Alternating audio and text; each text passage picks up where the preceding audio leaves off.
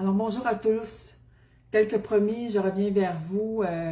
Dernièrement, vous avez vu passer le livre que j'avais écrit pour mon père, pour mes parents, en hommage à leur amour, à leur couple et tout ça. Mais tout ça était parti de mon idée de départ.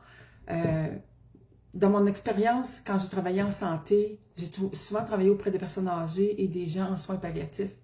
Et ce qui revenait souvent, c'est souvent les communications, les discussions qu'on avait avec eux ou avec leurs enfants. Les parents n'avaient pas eu le temps de discuter avec leurs enfants. Il y aurait eu des choses à dire puis qu'ils n'avaient jamais pris le temps parce qu'on s'imagine toujours qu'on a énormément de temps.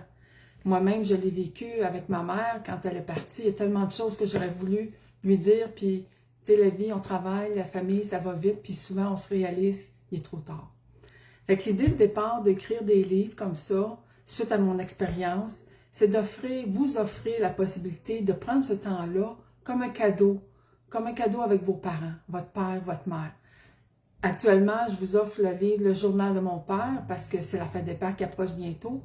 Puis quel merveilleux cadeau que de passer du temps avec lui. S'il est toujours vivant, profitez-en parce que c'est le temps justement d'aller aborder certains sujets avec lui. Vous allez voir, c'est rempli de trésors, c'est rempli d'amour.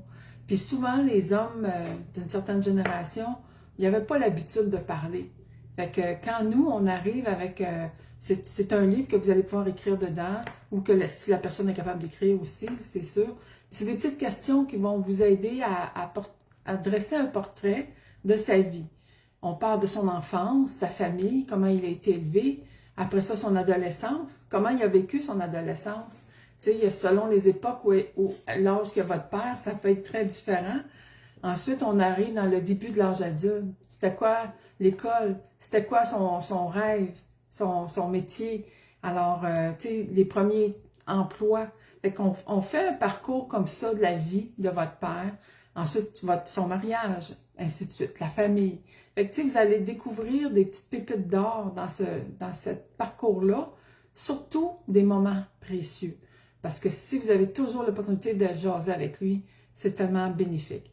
Puis ça donne aussi l'opportunité à votre famille, à votre descendance. C'est un héritage. Moi, j'appelle ça un legs d'amour. Parce que vos enfants, vos petits-enfants, quand vous allez parler de papa, grand-papa, ça va être plus facile pour eux de découvrir comment il était à travers ses yeux, à travers sa vie, à travers son histoire. Fait que dans le fond, ce que j'ai voulu faire avec ce parcours-là, c'est de vous donner des outils pour être capable d'aborder la réflexion avec lui. Des fois, on est mal à l'aise, on ne sait pas trop comment l'aborder. Puis de vous dire, ben là, je te donne un cadeau, papa, parce que j'aimerais ça passer du temps avec toi.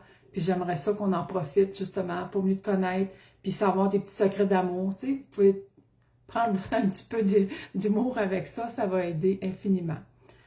Moi, en tout cas, j'ai pris cette occasion-là avec mon père. Puis, écoute, j'étais surpris parce que c'est un homme de 89 ans. Puis, j'ai été surpris des confidences qu'il m'a faites, vraiment. J'étais contente parce que même dans sa vie, si on était proches, jamais on va ouvrir sur des sujets plus intimes comme ça. Fait que moi, ça m'a parlé beaucoup. C'est pour ça que je l'ai fait, le livre, là, pour moi et ma famille. Mais pour vous, profitez-en, sincèrement, avant qu'il ne soit trop tard.